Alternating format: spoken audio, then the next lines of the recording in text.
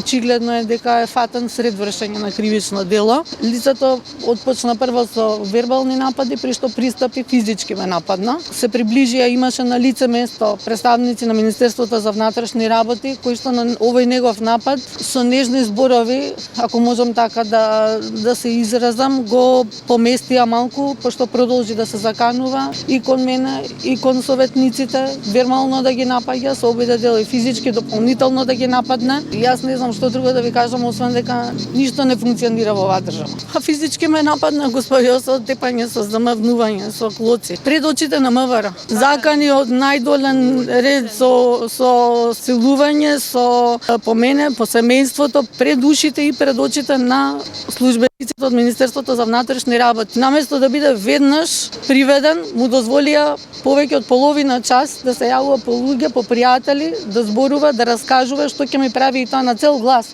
Што ќе ми прави на мене, што ќе му прави на моето семејство, што ќе ми прави на моето дете. Не знам како да ви објаснам, службените лица кои што беа со нас, од кои што најголемиот дел беа жени, со најпогрдни зборови кои што ми е исклучително срамно, не сакам да ги повторам во јавност како им се обраќаше, иницираше да ги нападнат дополнителни 10 лица кои што се собраа во толпа тука, со фрлање на столчиња, со плукање по нив од озгора, значи